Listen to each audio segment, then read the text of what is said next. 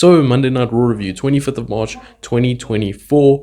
Let's get into it. So, Cody Rhodes opened up the show with a decent promo, nothing spectacular, but his last line really stood out, or his last line before The Rock came out really stood out, where he said, "I pretend to be the champion because the champion is never here." I thought that was kind of a good line. And then, of course, The Rock came out, which was a big surprise because he was not advertised for the show like previously. He came out, whispered something to Cody after they had a long stare that went on way too long. The crowd even started chanting CM Punk. Whispered in Cody's ear. Cody looked angry, confused. I don't know, looked like a lot of emotions was going through Cody. So let's see if we find out what The Rock said throughout the night. Then we had Ricochet versus JD McDonough, which was actually a really good match. I act like I'm surprised. These two guys can really work. And Ricochet is working his ass off. This is like NXT Black and Gold Ricochet right now. Best match of the night, easily. Probably the only real match of the night, if I'm being honest. Great match. They really showed what they can do, and they were given some time as well, which was perfect. The shooting star press to a standing JD McDonough was amazing. That was really cool. And then now Ricochet is, of course, 3-0 against the Judgement Day. Let's see where this goes. Then we had the segment that everybody was waiting for all night, and that was CM Punk back in Chicago since Survivor Series, and the crowd was hot for it. And boy, did this segment cook. The segment was really good. I mean, CM Punk comes out, cuts a promo like nobody else, talks his shit, says what he needs to say, and says some people have been talking about him when he's been keeping his mouth shut. So out comes Drew McIntyre when he calls him out. And Drew tries to come back at CM Punk, but it's just not working. Every time Drew has something to say, Punk is right there with something quick, something witty. Even a Jim Cornette shout out, which might not get him over, but is what it is. I really enjoyed this whole segment from top to bottom. When Seth came out, it kind of hit a dip for a bit, but Seth picked it up again.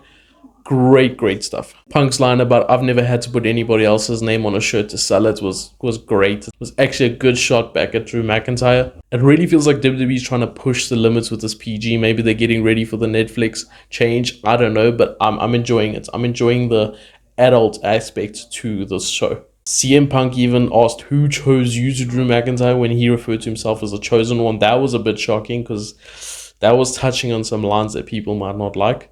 But hey, who chose him? Seth also came out and asked, how should CM Punk be involved? Should he commentate? Should he? And then the crowd went, referee. So they clearly want a special guest referee. I don't think WWE will do that. CM Punk even said, "I don't think I'm impartial enough." Obviously, he knows the plan is to have him on commentary for that match. But hey, a special guest referee match would be really exciting. I'm not going to lie. Drew then tries to get a last word into CM Punk, but Seth Rollins hits him with a super kick and a curb stomp. It's basically pointing out that he needs to focus on Seth Rollins rather than CM Punk.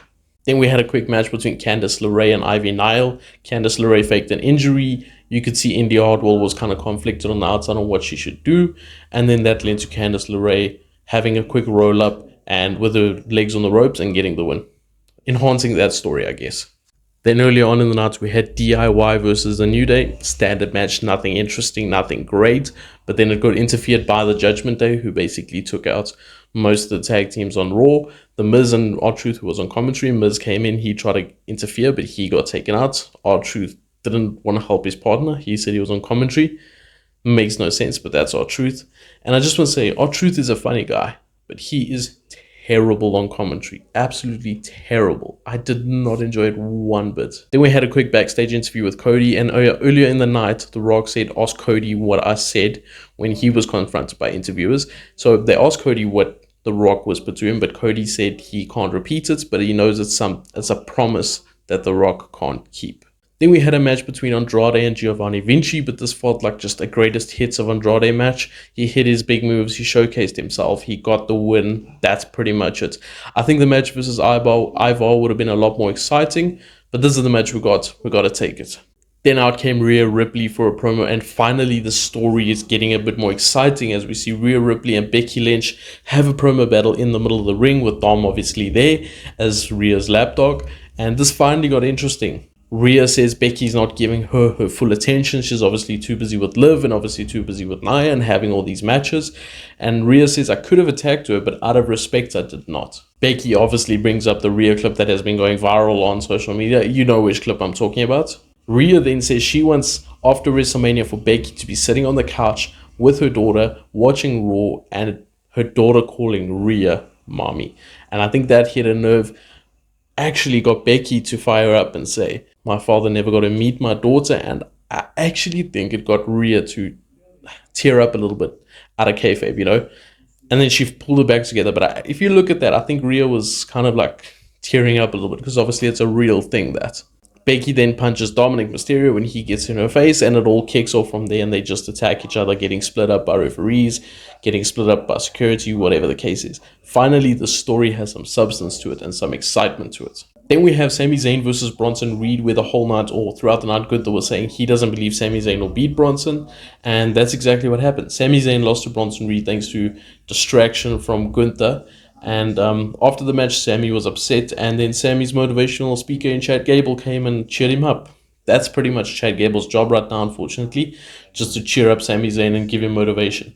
Not sure what that's going to lead to. Hopefully something better than what this is, but let's see. And in the main event, we had in fitting fashion, main event Jey Uso versus Shinsuke Nakamura.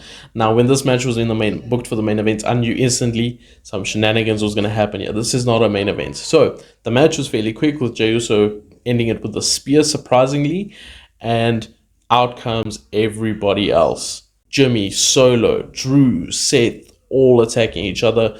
I think this might have been before the finish, but they were all getting involved. Cody out there as well. And Cody and Jimmy ended up fighting towards the back, and then The Rock got involved. The Rock took out Cody, absolutely beat the hell out of Cody, all the way to the outside where it was pouring with rain. And Cody got some color, he started bleeding. The Rock took a belt which said Mama Rose, and he wiped it on Cody, getting the blood on the belt like he said he would. Now all that's left is for him to hand it to Cody Rhodes' mom. I like the way this ended. This was super exciting. It added a bit of violence to just a talkative story. You know, the story has just been talking. Now we get some action. Now we get some violence. And hopefully this can lead to Cody getting fired up, getting some anger in him, getting some emotion in him, because right now it feels like he's trying to be too respectful. It's time to get angry, Cody. It's time to get angry. Overall, decent show. Actually a very exciting show, I'm not going to lie. The matches might have been cut short, a lot of the matches after the opening match, simply because of time. But I really enjoyed it nonetheless.